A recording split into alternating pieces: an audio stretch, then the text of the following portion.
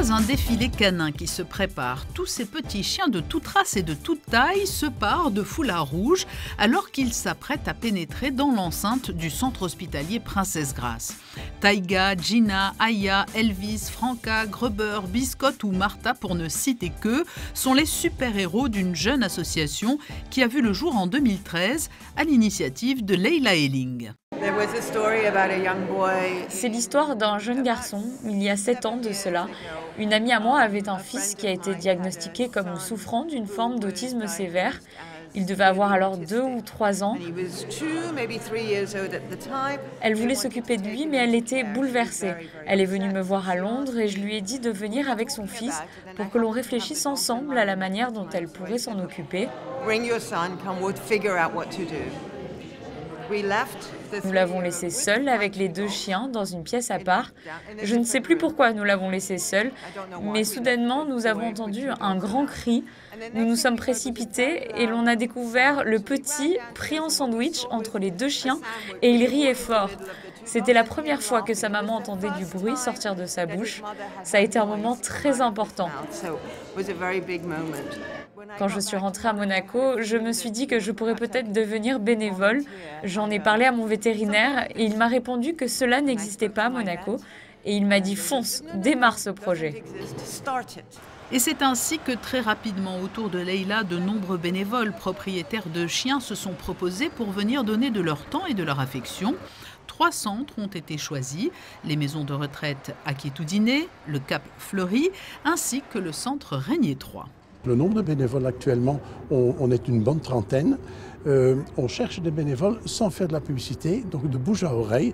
Ils entendent que Chiens de Cœur existe, que Chiens de Cœur visite les maisons de retraite et l'hôpital. Et il y a des personnes qui se présentent. Tous les 15 jours, la petite troupe se met donc en marche. Et vous allez le voir, les réactions sont immédiates chez ces patients âgés.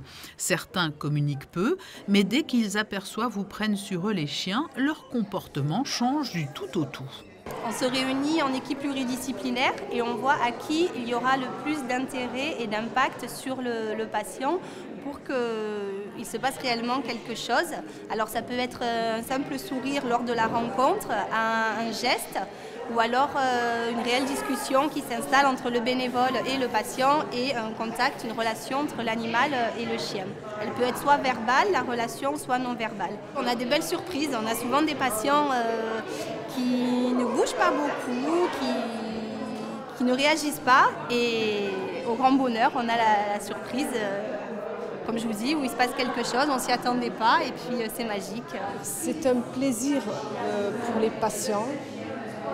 On voit des regards, on voit des moments de tendresse et c'est particulièrement touchant. C'est des patients qui se révèlent, c'est des patients apathiques la plupart du temps et qui, lorsqu'ils touchent les chiens, il y a un sourire, il y a un regard, il y a quelque chose qui se passe vraiment.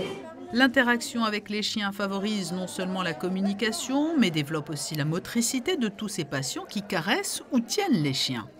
J'en ai eu étant gosse, oui, plus petit. Et c'est adorable, ça. Ça, c'est Gina.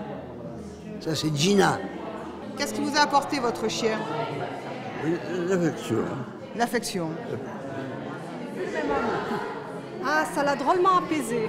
Il était très remonté en arrivant, il était très excité.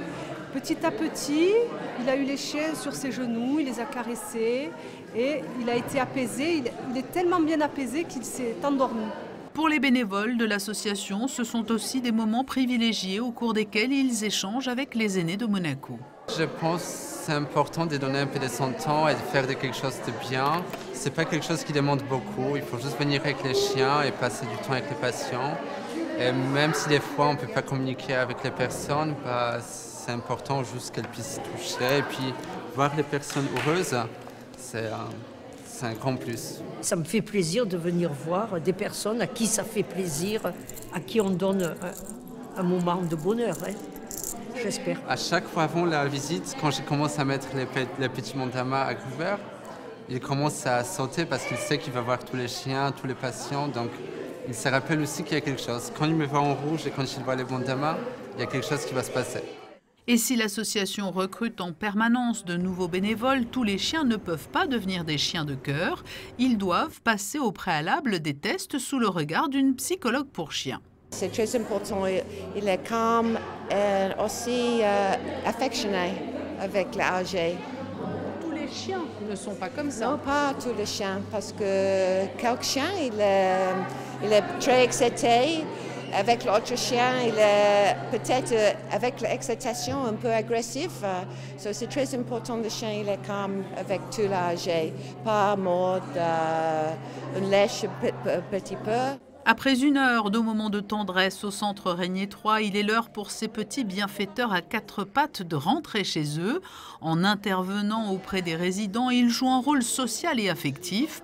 Ces visites dans les maisons de retraite sont une forme de thérapie de plus en plus prisée.